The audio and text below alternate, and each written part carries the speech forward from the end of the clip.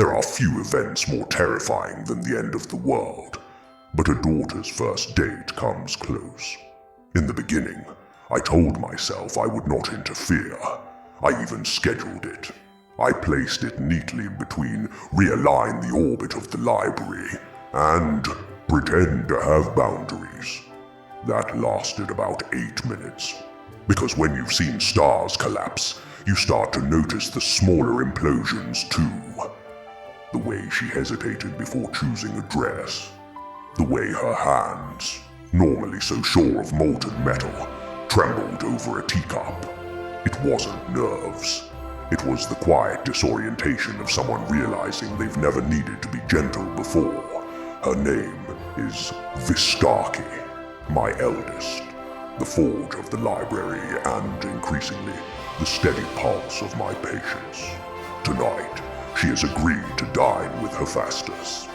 Yes, that one. Old Olympus's hammer, famous for building weapons and tolerating immortals with more drama than skill.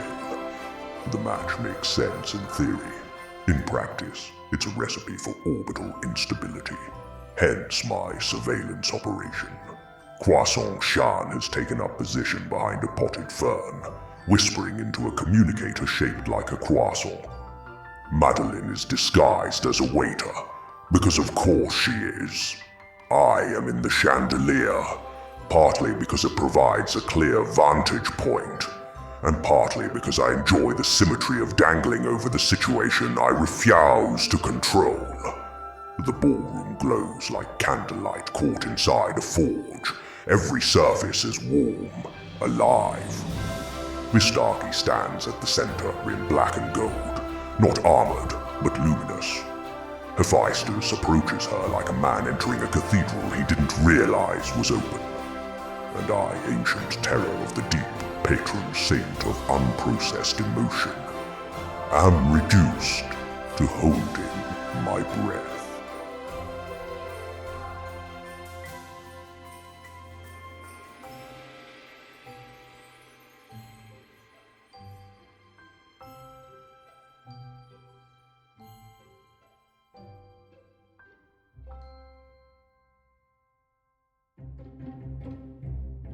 Romance, as practiced by deities, is an unreliable branch of experimental physics. One introduces two unstable elements, applies music, and hopes the explosion produces something pretty. Tonight's experiment. My daughter, Vistarchi, and one Olympian blacksmith with a limp and the emotional range of an anvil. In fairness, Vistarchi is a forge master herself. Blacksmiths speak in sparks and silences, a language of heat and hammering that rarely translates to polite conversation. And yet, here they are, drawn together not by molten ore or divine metallurgy, but by an invitation to dance. A ballroom, of all places. I had assumed people who strike iron for a living would prefer to meet beneath something they could weld together, perhaps flirt over a half-finished table, exchange compliments about tensile strength.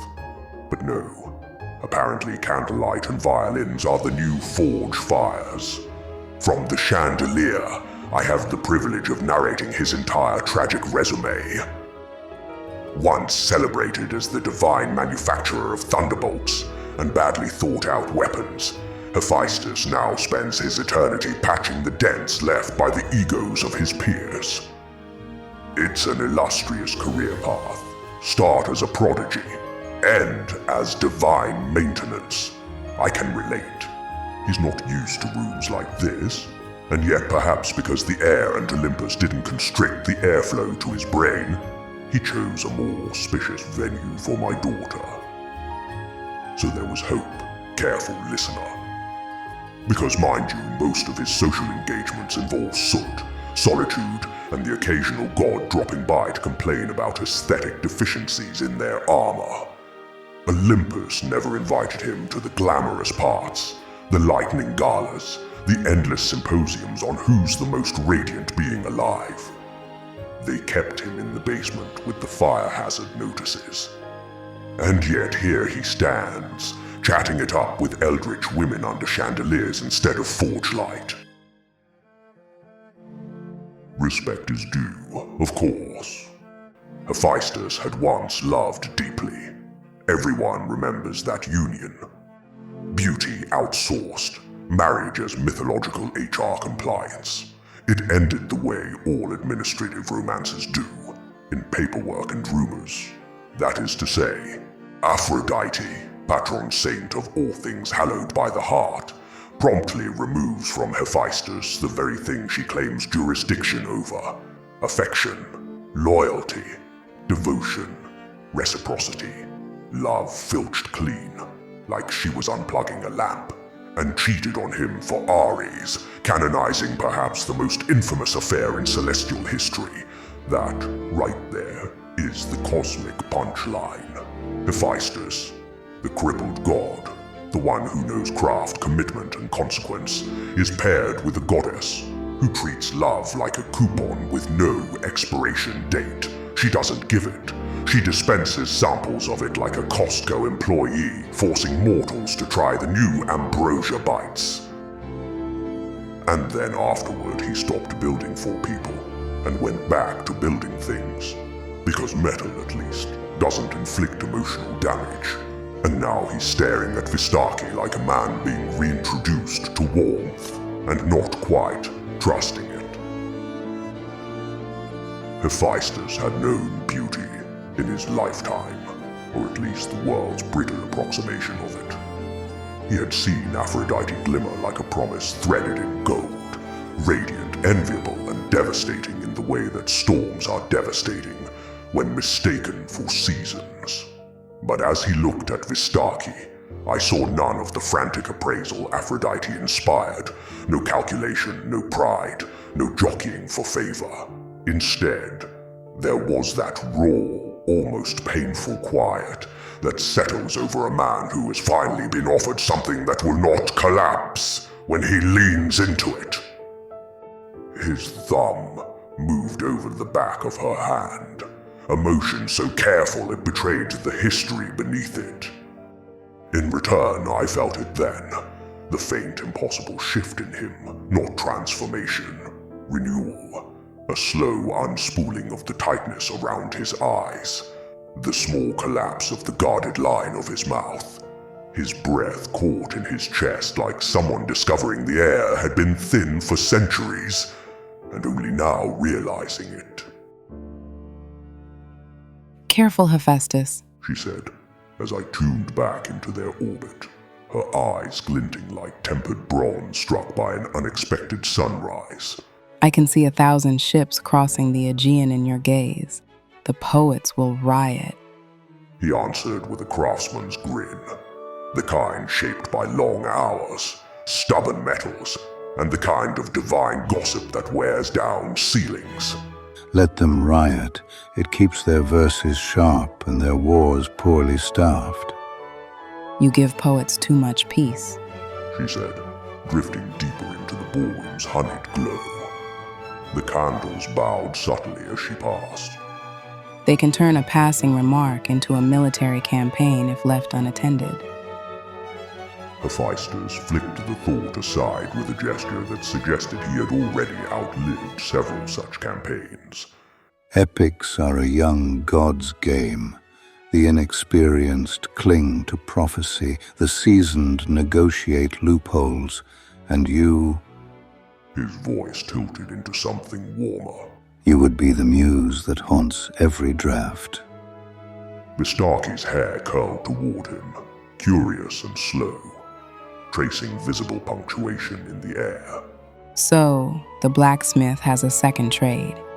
His laugh warmed the air, a coal remembering it once set worlds alight. Craft and cunning travel in pairs. Youth rushes, age rearranges the board. "Treacherous and honest. She mused. A strange alloy." Hephaestus's smile carried the steady confidence of a man who had spent lifetimes shaping impossible metals. Strange, yes, but reliable. The alloys that survive pressure rarely come from purity. Her hair coiled in amusement, tracing slow spirals as though accepting the compliment on her behalf. He watched the motion with an inquisitive tilt of his head. Tell me something, Vistarchi. If I brought you to Greece, would you keep that same honesty or lean into the treachery? The old cities might mistake you for a gorgon. She answered with a soft, dangerous glimmer. They already have. Medusa styles my hair. For a heartbeat, even the candles seemed to observe a respectful pause. Vistarchi went on, perfectly casual. She visits once a month. I host, she trims the ends, and we discuss everyone who annoyed us. You would be shocked how many heroes failed basic hygiene. So yes, Hephaestus, I know every serpentine trick in the book. And no one is foolish enough to cross a woman who handles your hair. He let out a breath that sounded suspiciously like admiration. Then the poets had better choose their adjectives wisely. I'm fond of my mortal fan club, but none of them deserve sudden petrification. Her eyes warmed. Poets survive everything except accuracy. They'll adjust. Then perhaps treachery suits you in Greece, He said, offering his arm.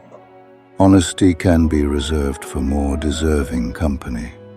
As they drifted deeper into the ballroom's golden center, her arm still looped through his. The remnants of her earlier shimmer softened into quiet equilibrium.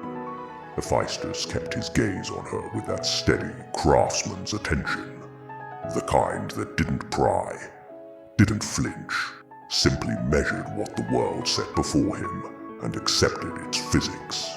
You speak as though you've thought about bringing me to Greece. She said, her tone calm, neither coy nor confrontational.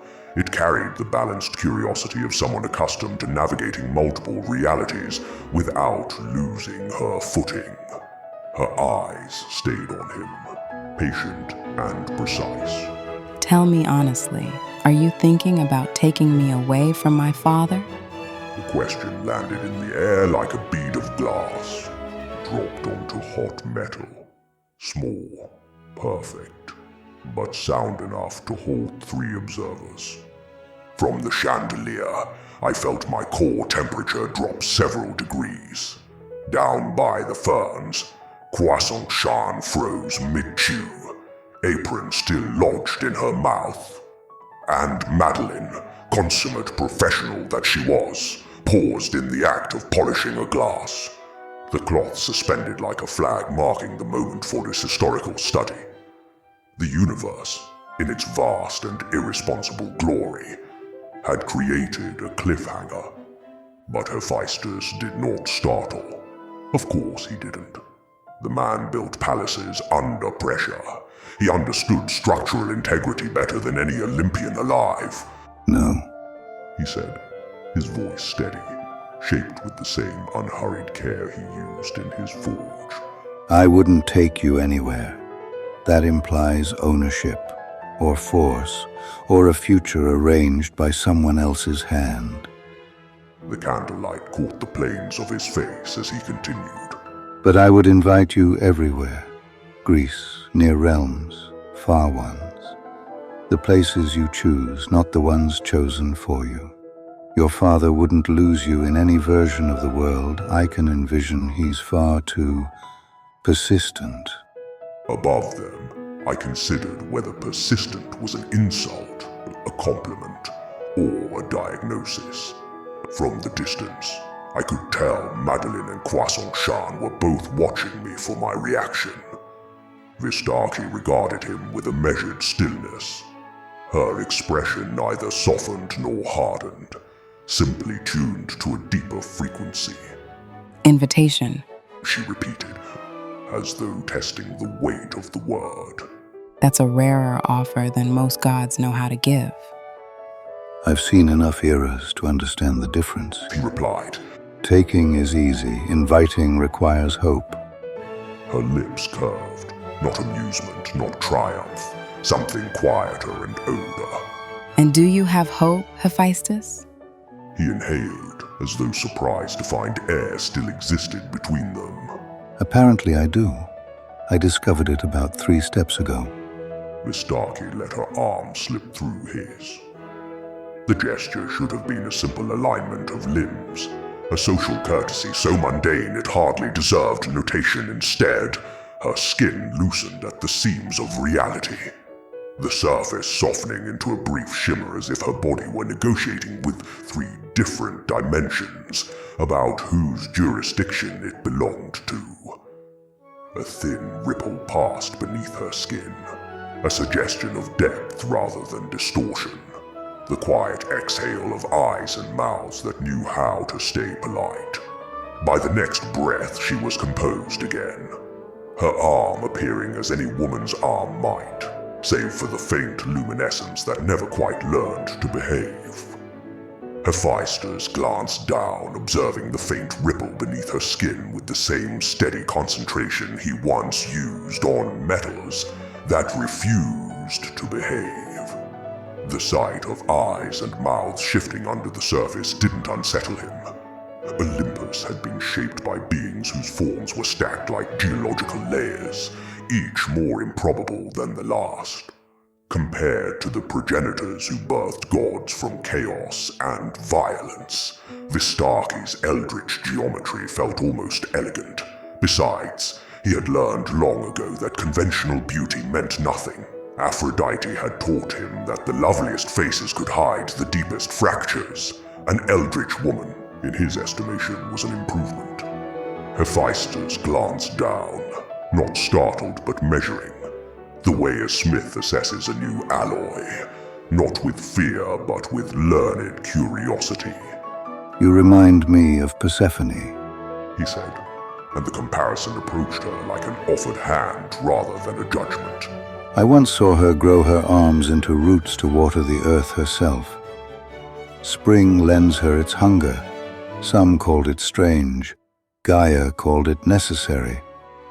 The comment landed gently, something tuned precisely for acceptance in its admiration. A flicker passed over Vistarchi's face, the kind of expression that comes from discovering an unexpected refuge. You're remarkably calm about my shapeshifting, she said, leaning her shoulder into his with cautious generosity, testing the space he offered. We work with fire, he replied, his voice carrying the warmth of something long smothered but not lost. It changes shape the moment you touch it.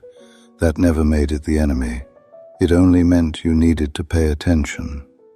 She breathed in and the shimmer retreated, leaving behind a steadier glow.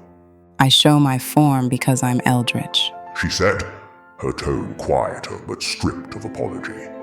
For most, that's too much. I see things I shouldn't. I see your lifetime. A few more. A handful that nearly happened. A few where you never made it out of Olympus intact. How can I be anyone's muse when I've already read the last chapter? He considered her quietly, the way a man studies a flame he already trusts not to scorch him. You see timelines, he concluded. Paths, endings, versions of me that didn't make it to this dance. His words had the effect of stripping her human shape away, leaving her divinity bare and astonishing in the open air, and every impossible part of her wanted him to keep looking. I see possibilities layered like seams in metal, futures that flicker and fold, moments that never fully die. I know where a story falters before it's told. Most gods can't handle that. They feel edited. Hephaestus's mouth curved faintly. I've been edited before, usually by Olympians with very poor taste. Her laugh rippled through the air, the sound bending pleasantly at the edges. You joke, but I'm being honest. My nature unsettles people. It's a deal breaker. I see too much. And yet, he said, tapping the rhythm of thought against her arm, you choose what to share. I do, she admitted. Even my hair is a whole category of warnings. Medusa once saw my fourth-dimensional reflection and threw her comb at me. He arched a brow. In which timeline do I survive meeting your hairstylist? 2, she answered dryly. One of them involves bribing her with a vacation. The other involves running.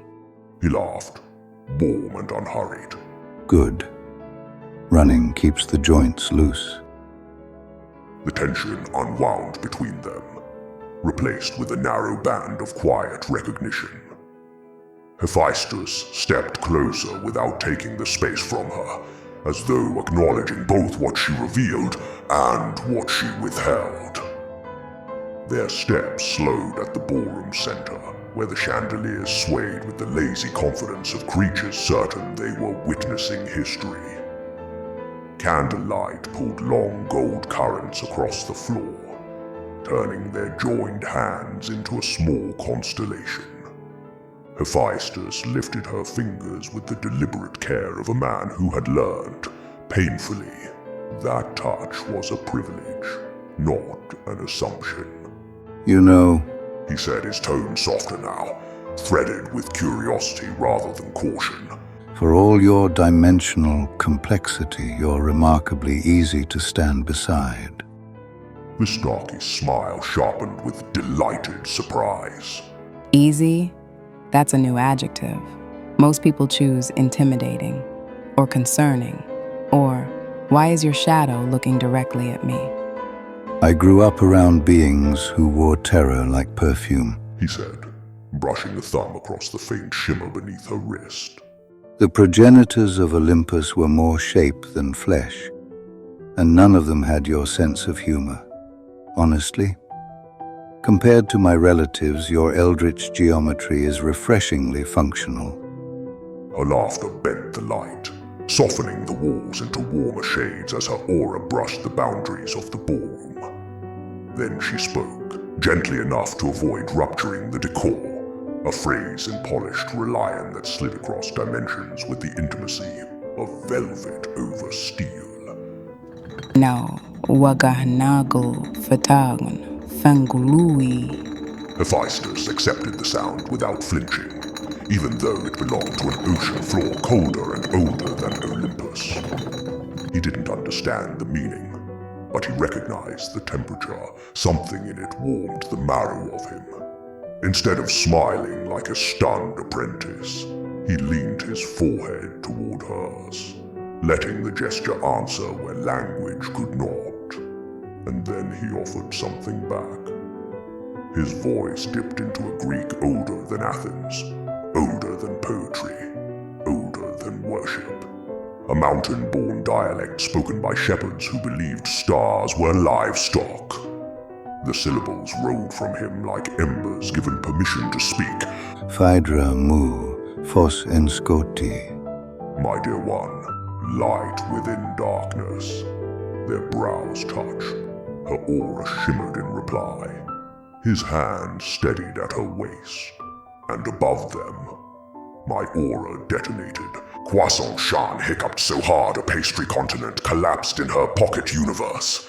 Madeline froze mid-polish, glasses halfway off her nose, registering the combined weight of lion endearment and pre-Homeric romantic dialect, like someone piecing together an HR violation in real time. I, meanwhile, endured the Eldritch equivalent of a dropped encyclopedia. A term of endearment in my native tongue, followed by a Greek counter-strike of equal emotional caliber. Marvelous. Absolutely marvelous. My daughter's first date had turned bilingual. The chandelier rattled in sympathy, or distress. It was hard to tell. Down below, oblivious to the psychic stampede in the rafters, Vistarchi murmured another low Rallian phrase that brushed like moonlit tidewater across his cheek. Hephaestus breathed out the echo of it, answering again in that quiet mountain dialect, a warmth blooming through every consonant. It wasn't just flirting anymore. It was ritual, small, unplanned, mutual. A weaving of two ancient tongues in a room not built to withstand this much sincerity. And yes, dear listener, I felt every syllable in my bones. He held her gaze, calm, warm, unflinching. You're extraordinary, Vistarchi. not despite what you are. Because of it, everything about you makes sense to me. For a moment, she simply studied him, the way a goddess studies weather, not for danger, but for truth. Then her expression softened into something he had never earned from Olympus, a gentle, unguarded warmth. If you keep saying things like that, She leaned in, placing her hand on his chest. I may start believing you, and who knows, I may appear in Greece between every now and then. Good. He said, his eyes simmering with gladness in quiet conviction. I've waited a very long time for someone to believe me back. Above them, I felt something in my core overheat, not with anger, but with the ancient, involuntary panic unique to fathers observing romance up close. One more sentence like that, and I would have to leave the room or liquefy something. Tell me something honest. He said, In all the paths you've seen, how many bring us to this ballroom? Vistarchi's gaze deepened, the Eldritch shimmer cresting at the edges of her human shape. Only one. Every other version breaks before it reaches the door. He took that in with a craftsman's patience, measuring its weight before lifting it. Then one is enough. A single ship, a single sea. I've steered worse odds. Hephaestus's eyes warmed with confirmation rather than surprise. And if it's the Aegean, all the better. I've survived its storms before. From my quiet alcove above the ballroom, I felt obliged, purely as a custodian of historical clarity, to note that the Aegean has never been a sea one, survives, so much as temporarily avoids annoying. The moment any mortal or minor god tried to use it as a symbol of steady romance, the region responded by inventing a new tragedy. The Aegean is less a body of water and more a professional boundary violation committed by geography. For instance, Theseus abandoned Ariadne there. Icarus plunged into it. Odysseus spent 10 years trying to escape adjacent waters because the gods treated the whole region like a group project in petty vengeance. And of course, King Aegeus himself misread boat sails and leapt into the sea that now bears his name. A romantic sea, yes, if your idea of romance involves miscommunication, accidental death, and deeply preventable consequences. Still, Hephaestus looked pleased with his metaphor, and Vistarchi looked pleased with him. So I refrained from descending and offering clarification partly out of respect. Mostly because if I interrupted my eldest daughter's date to correct nautical symbolism, she'd recruit Madeline and Croissant Shan into staging a 3-week intervention about letting adults have their moments. And I would rather swim the entire Aegean myself. Father, No preamble, no buffer. Just the word dropped straight into my consciousness with surgical efficiency. My entire nervous system lurched. Any ordinary animal would have perished instantly, 9 times, if it had the anatomy for it, from the sheer precision of my eldest daughter's telepathic tone. I faltered mid-comparison between Bronze Age naval routes and the emotional topography of difficult first dates. Yes, I answered, adjusting my grip on the chandelier's frame. I am providing atmospheric context. It's thematic. Greek man, Greek sea. stop. Her voice sliced through the metaphor like a scalpel through rope. You're narrating about the Aegean so loudly that I can feel Homer trying to reincarnate out of spite. Below, Hephaestus paused, not with confusion, but with the slow, trained alertness of someone who can sense when a force in the room shifts its weight. The words were calm, but the precision behind them made the chandelier tremble in sympathy. I stiffened instinctively. I adjusted myself and my dignity to try and merge with the architecture. I'm simply observing, I replied, mustering dignity from an undignified vantage point. Quietly, from above. A perfectly normal parental position. Her mental sigh drifted through the link like warm wind across deep water. You're jingling in the chandelier. she said. Also, I can see Madeline in the open kitchen pretending to polish glassware, and Croissant Shan is behind a fern chewing on her apron. You might want to tell her to stop before she swallows. I am not jingling, Vistarchi. I am not shaking either. I am resonating. You resonate when you're nervous. Her tone acquired an edge then. Not sharp, but precise. Hephaestus can hear it too. You're thrumming through the walls. Below us, Hephaestus paused mid-sentence, angling his head slightly as though detecting some subtle shift in atmospheric pressure. Then we locked eyes. An ancient terror of the deep reduced to ornamental panic. One tentacle twitched, which of course set the entire structure sighing like an arthritic starfish. Internally, I ran through every viable contingency plan. Option 1, feign non-existence. Classic, but historically unreliable. Option 2, phone Yog Sothoth and ask him to reset the timeline. Risky. He charges per paradox. Also, he would laugh at me. Option 3, accept discovery and die of embarrassment. You are telepathically humming, She continued. and now you're panicking about it, which is making you hum louder. I took great offense at that. I do not hum, I declared, and puffed up as dignified as an Eldritch god could doing recon on a chandelier. You sound like an anxious star whale. The candles dimmed in her periphery, as if making space for her scrutiny. Her eyes tracked upward until they found me nestled in the chandelier's geometry. The faintest tightening at the corner of her mouth communicated everything. Recognition, exasperation, and the resigned knowledge that her father was, in fact, hiding poorly above a date he claimed not to be monitoring. One crystal caught the light. So did I. One tentacle flinched. The chandelier groaned. Hephaestus felt the tension permeate the air, sensing the tremor but not the cause. That was when I felt the shift in Vistarchi's thoughts, the deep tidal pull of something she rarely indulged. We are going to talk about this. She warned. Not now, not here, but do not think I won't. I'm simply ensuring I don't care. You're watching too closely, and I need you not to.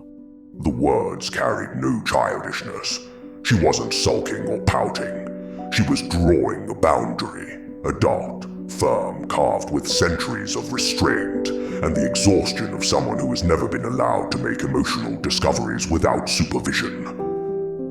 And it was then, in that tiny fracture of silence that followed, that she turned back to Hephaestus, let the moment settle, leaned her head against him and spoke more sacred rhyme at him as if in prayer. The room changed shape, and the argument between us began again. Deeper, sharper, far more serious than the playful opening she'd tried to give me. That was when I seized her mind's attention without waiting for permission. Vistarchi, a warning, not a greeting. She didn't bother to hide her sigh. What now?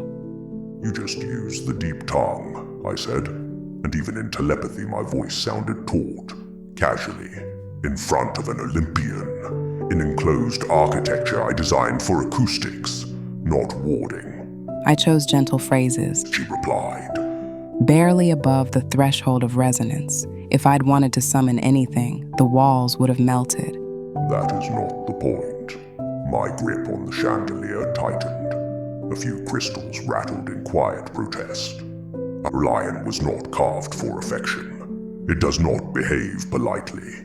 You start threading intimacy into it and you risk conjuring half-formed things. Entropy, even wisdom from the Necronomicon cannot erase.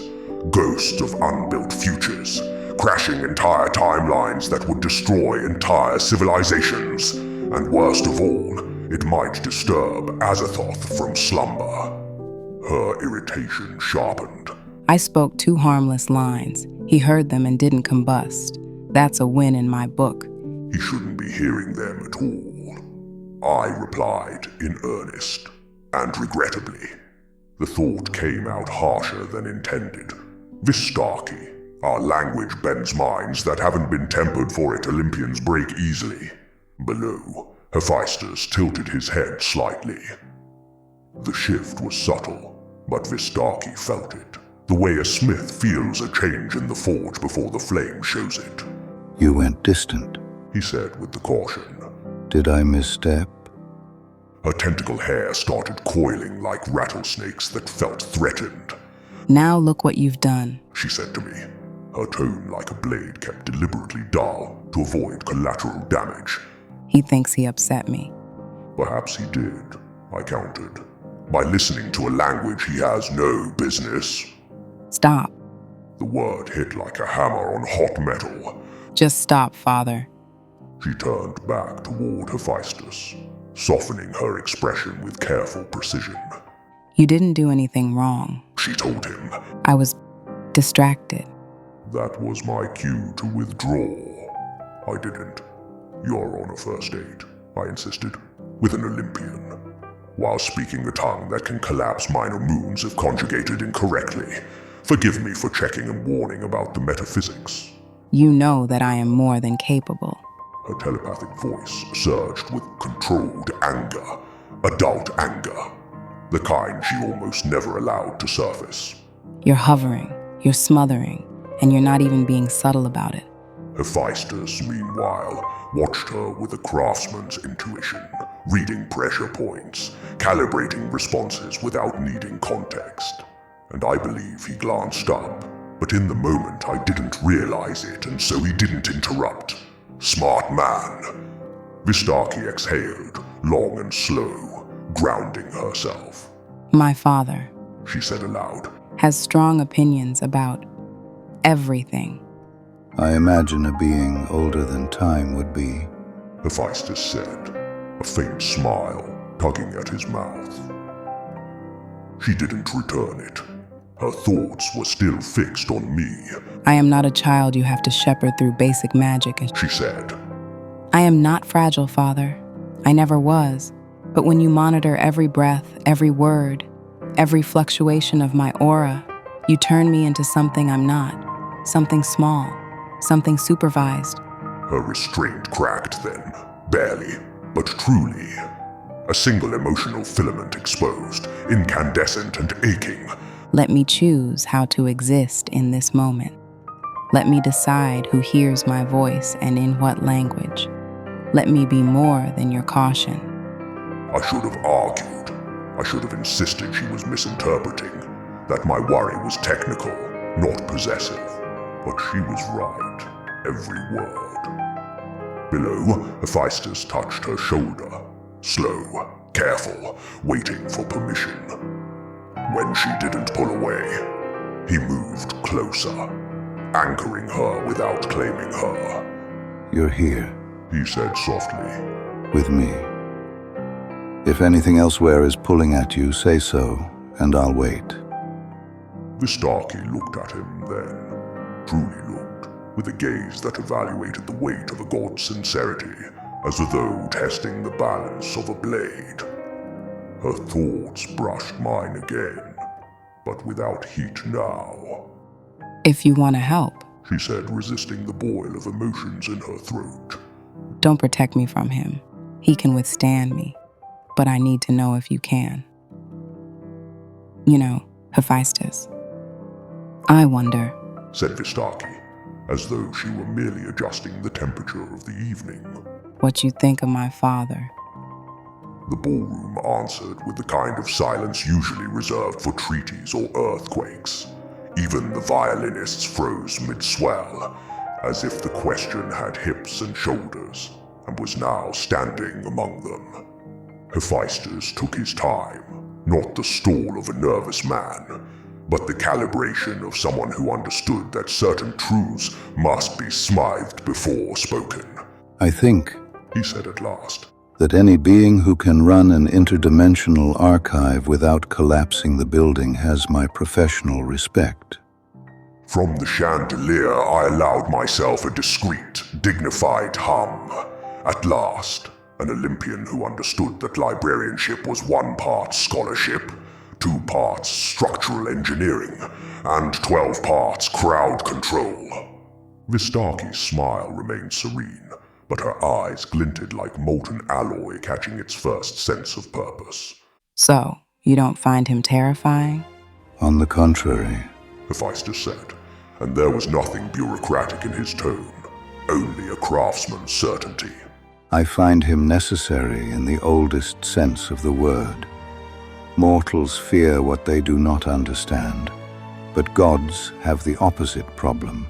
We fear what we understand too well. He glanced out into the infinite night, his imagination and memories dining with his voyage as a god. Horrors are not frightening because they are monstrous.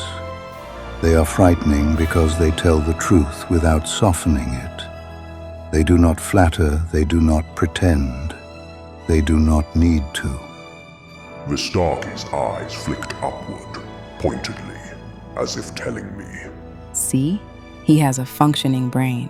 He angled his gaze toward the ballroom's distant windows, as though seeing through time rather than glass. Once, in the first war against the giants, I found myself stationed on a cliff overlooking a battlefield that Homer never dared describe, not the Iliad's noble dust and bronze.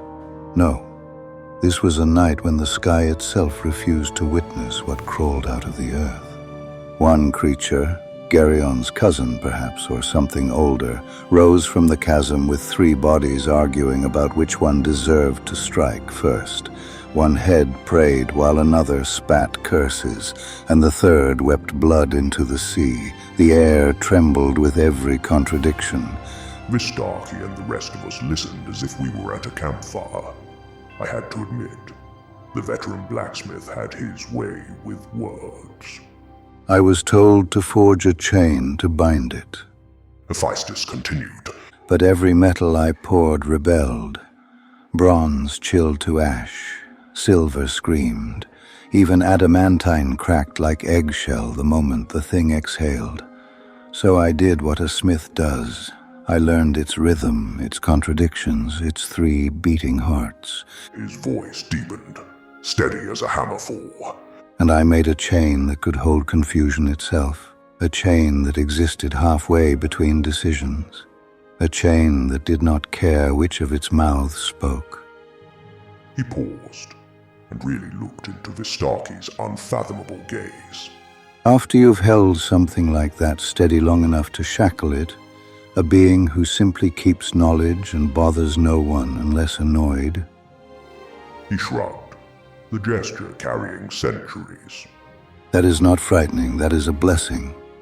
Madeline, looking thoroughly impressed by the kitchen door, adjusted her tray with the subtle dignity of a woman or deciding this conversation would indeed be discussed in tomorrow's meeting minutes. And seafood? Vistarchi asked, far too lightly for it to be anything but a provocation. The question slid across the ballroom like a blade wrapped in silk. Even the orchestra faltered. A single violin bow scraped a note of treason before recovering, down by the ferns. Croissant Shan froze, mid-chew. Madeline's grip tightened imperceptibly on a glass stem, the way a diplomat braces for an international incident. Up in the chandelier, my soul left my body. Hephaestus stroked his beard in the way a seasoned god pauses when he realizes the conversation has stepped into territory with tectonic implications. He studied her face, then, very deliberately, examined a painting on the wall with my likeness, and considered his answer like a very consequential equation. Seafood, He repeated, tasting the word as one might untest an unfamiliar lock. an interesting question. Oh no. Oh no. This man was about to improvise. Hephaestus folded his arms, thoughtful. I have no quarrel with the sea. He said methodically with the air of a god going for a hike in the Himalayas. Nor with what it shelters. In the oldest stories, the ocean wasn't a pantry, it was a cathedral. Mortals forget that. His voice deepened, gaining a smith's solemnity. And only a fool eats the sacred without asking who it belonged to. Vistarchi's expression was internally smug, because naturally she knew I was audience to this flavor of audacity. However, it was also a surprise, and it dawned on her, and by extension the rest of us, that she hadn't expected him to navigate the trap so gracefully. He continued, eyes steady on her. If your father claims the depths as kin, then I have no business treating its creatures as casual fare. One honors a household by respecting its elements. The faintest smile tugged at the corner of his mouth. And frankly, after forging half the weapons that ended up tossed into the sea, I consider it rude to eat anything that may have carried my work. The chandelier sagged as I exhaled an eldritch sigh of relief so profound it altered the humidity. Vistarchi leaned closer, her amusement brightening like a forge igniting. You answered that carefully. Respectfully. He corrected. Difference is not danger, it's simply unfamiliar. Her hair curled toward him, pleased. My heart rate returned to tolerable cosmic levels. Magdalene resumed readying the ballroom's kitchen, and Croissant Jean coughed up her apron like a hairball. And in that tiny, perfectly forged moment, I realized something deeply irritating. Hephaestus had passed a test I didn't know I needed him to take. Next, the date took a turn for the worst. One of the tentacles from Vistarchi's hair slithered down with the authority of a minor emperor, annexing a neighboring province, and took a lazy loop around the blacksmith's arm. It was not, strictly speaking, predatory, merely declarative. The gesture announced, in fluent body language, that the conversation had concluded, and the practical demonstration was about to begin. And then, dear listener, I know not what demonic influence possessed her, but she kissed him. She loosened her shape just enough for truth to breathe through, a brief shimmer, a doubling of symmetry, the soft collapse of disguise. 2, no, perhaps 3 or 4, mouths unfolded in sequence on her elongated face, each finding him in the same heartbeat as though the universe itself were correcting a small arithmetic of affection. Hephaestus did not recoil. He simply adjusted, the way a veteran smith adjusts to new alloys, testing their heat, discovering the beauty in resistance. His hands, built to bear furnaces, moved with improbable gentleness, acquainting with the small of her back. His face inclined forward, meeting each pair of lips with a kiss tucked in reverent curiosity, as if learning a language no one had ever thought to write down. He wanted her to know his kiss was that of a craftsman, measured, deliberate, shaped by years of learning that beauty and danger are merely different states of heat. Where others might have seen her transformation as rupture, he saw only the revealing of grain within the metal, the hidden texture that proves authenticity. The movement of her mouths, 6 now, each seeking a different rhythm, and did not unnerve him. To Hephaestus, multiplicity was no horror. It was the sign of a living forge, one capable of holding contradiction without collapse. He had built wonders that sang and monsters that prayed. This was neither. This was truth rendered in form. He met her multiplicity with calm precision, kissing her as though each mouth were another facet of the same jewel, another chance to understand the shape of her existence. To flinch would be to lie. To touch her as she was felt like the only honest act left in the universe. And as her eldritch light spilled against his scarred hands, he realized that love, at its most elemental, was not purity or symmetry. It was the courage to remain steady in the presence of the impossible. I, however, was not steady. What followed was a symphony of unprofessional noises, several of which have since been banned by the Celestial Broadcasting Commission. For a brief interval, I was certain the ceiling was abandoning its post. A heartbeat later, the tragic truth dawned. The ceiling was innocent. It was I who was in motion. The chandelier, in an act of unsanctioned rebellion, chose that moment to betray me. I plummeted through an aria of crystal and self-recrimination, landing with the sort of operatic crash that suggests either divine punishment or slapstick. Madeline appeared first, immaculate as ever, her face the emotional equivalent of a tax audit. Croissant Shan followed, armed with a tablecloth, 2 pastries, and misplaced optimism. Together they covered me like a crime scene. Oh, hey, Vistarchi! Fancy seeing you here! Croissant Shan called out sheepishly, in a voice pitched exactly 1 octave too bright. We're just, getting the tables ready. The ballroom's pretty booked today. We definitely didn't watch you guys face fuck. Oh my god. Croissant Shan. Shut up! And then Madeline looked just over her shoulder and told me to shut up as well, possibly because I was whimpering too loud or sobbing. Again, hard to tell. What's under the tablecloth? Came Vistarchi's voice, steady at first, but edged with the unmistakable crackle of someone who has run out of patience and decorum in the same breath. And of course she knew the answer already, but wanted a confession regardless. The air thickened. The chandeliers hummed in self-defense.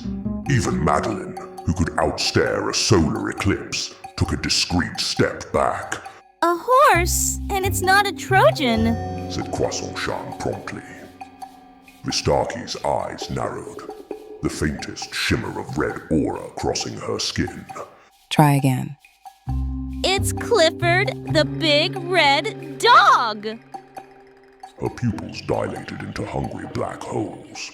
Try again. The national debt of the United States? Vistarchi's composure slipped a single degree. The marble beneath her feet cracked in distinct places like final warnings. Try again. Croissant Shan looked helplessly at Madeline, who in turn gave me the kind of look that said, if you value this universe, fix it.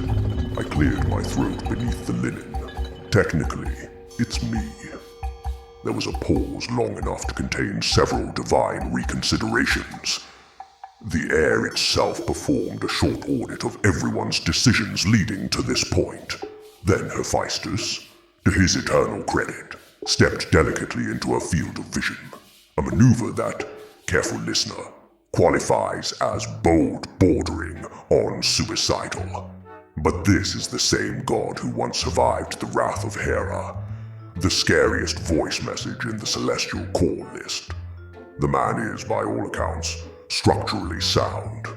Perhaps, he said with the cautious optimism of one approaching a live volcano with flowers. we might all have a wonderful family dinner together. Yes, there is no need to throw each other off a cliff. It was a fine line, delivered with the practiced diplomacy of a craftsman who knows that flattery is a tool, but timing is an art.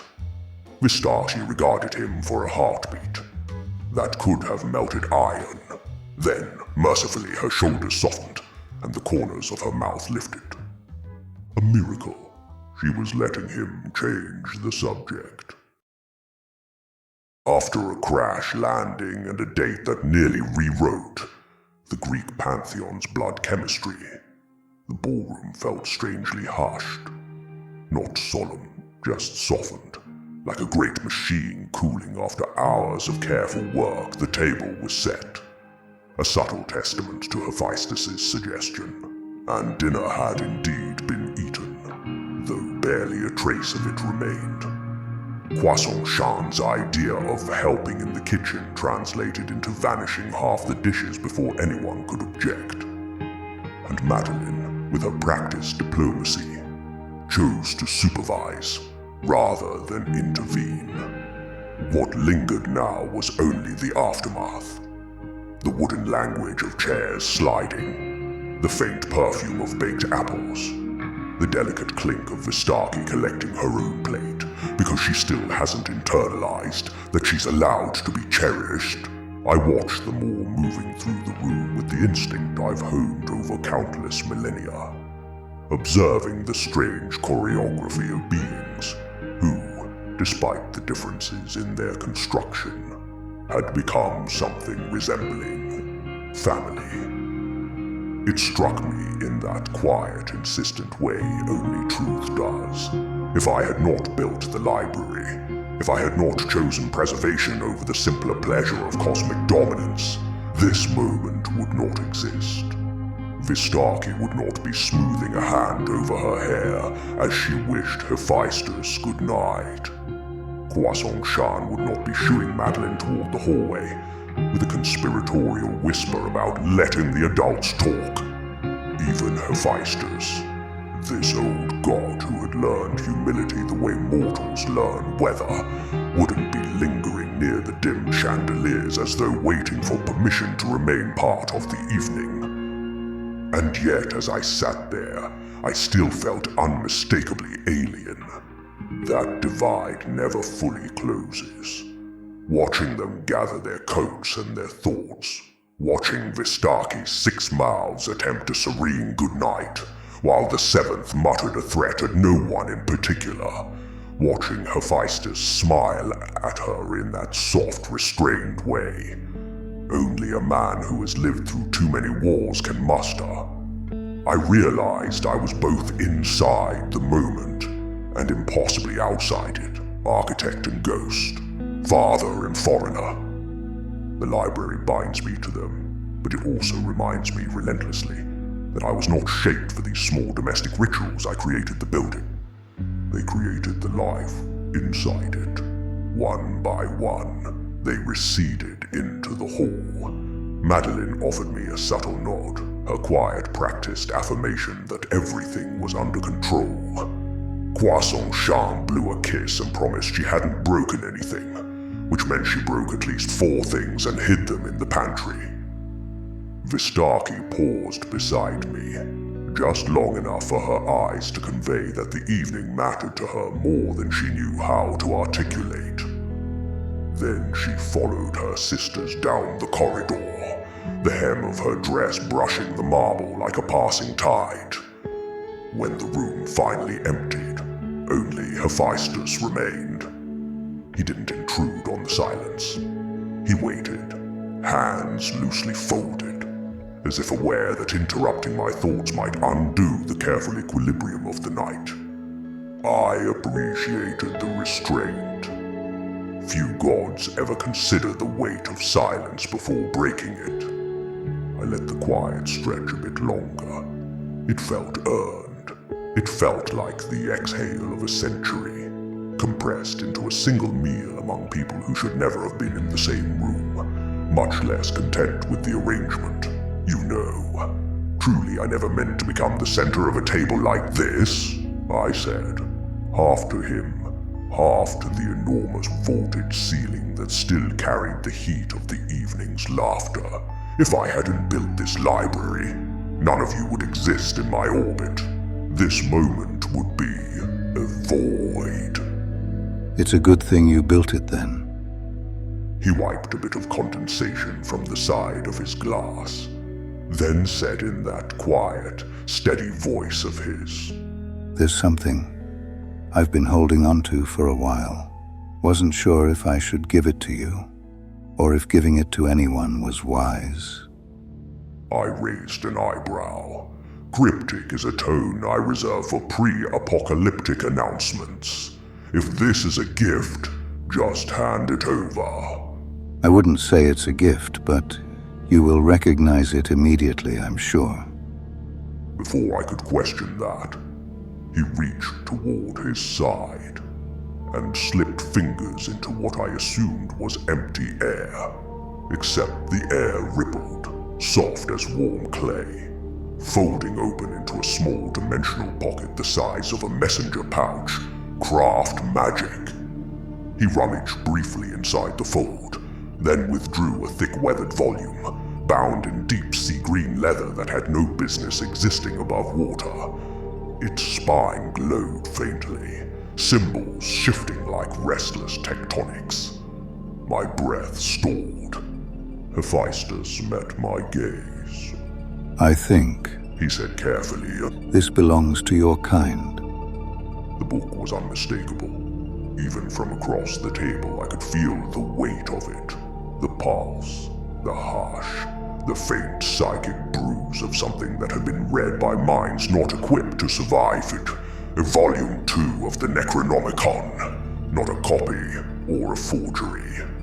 The original fragment, the one that had gone missing millennia ago without explanation. It wore Azathoth's skin like armor. I'm sure you want a proper explanation as to how this fell into my possession, Cthulhu. But if you'll allow me to lead with a question to figure out an old secret, then all shall be revealed. I said nothing. One, because silent observation was as natural as donning a glove to an Eldritch god. Second, because this was one of those rare instances where someone, let alone an Olympian, held the gaze of my intrigue. Hephaestus took that as permission and looked away at the ballroom floor, where Vistarchi and him had danced. If I'm going to stand next to her again, I'd rather risk her joy than this thing's agenda. Hephaestus settled into the chair across from me, fingers absently brushing the spine of the Necronomicon, as if reassuring himself it wasn't about to detonate. I could tell he was weighing a question, not a casual one, but the kind a god spends centuries circling before deciding whether to speak it aloud. Cthulhu, He said finally. there's something I've never understood. Something that's bothered me since the fall of that place. He hesitated in order to be more precise. The trident Poseidon used, I forged it. But I didn't forge it for him. All the poets and books say I did, but I looked up. That, at least, was an interesting place to begin. I had actually built it for Nyarlathotep He continued. centuries ago.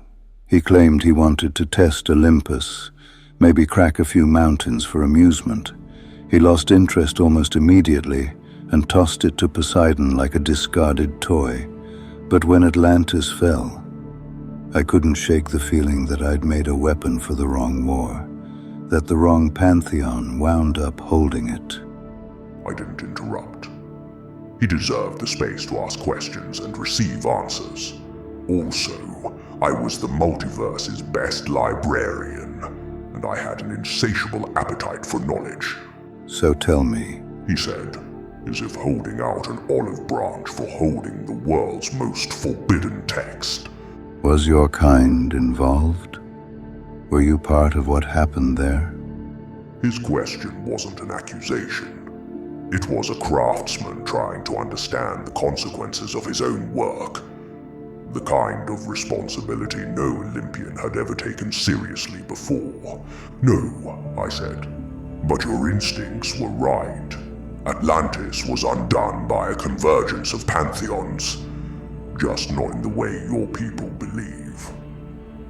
He listened with the quiet, focused stillness of a man who's been waiting a very long time for clarity. As you said, Nyarlathotep didn't ask you to forge the trident for war, I continued. He desired it out of boredom. He wanted to see what Olympus would do with a weapon designed by someone who understands geometry differently. You built it well. Too well. It resonated in ways your pantheon never recognized. A faint wince crossed his face. I feared that. But Atlantis didn't fall because of the trident, I said. They fell because they stole something older than Olympus. They sent a voyage to Relia and returned with this. My hand rested on the Necronomicon. The trident was a match, I said. This book was the tinder. Poseidon struck the match out of fear, not malice. Atlantis had begun touching things meant for no surface kingdom. In the end, The city collapsed under the weight of what it tried to understand. Hephaestus absorbed that without flinching. The mark of a man who has spent his life dealing with truths that leave scorch marks. So my work wasn't the cause. He said quietly. It was a tool, I replied. A beautifully made one, but still a tool. Atlantis was already burning long before Poseidon lifted your forge work. If anything, you gave them a faster ending than the one they were courting. He let out a slow breath. Relief, sorrow, understanding, all layered. And Nyarlathotep? He asked. Lost interest, I said, as he always does. He wanted to watch a game, not end a civilization. Your people were lucky he grew bored with the rules. He nodded, looking at the Necronomicon as if seeing it with new eyes, understanding, at last, the shape of the disaster he'd inadvertently stepped into.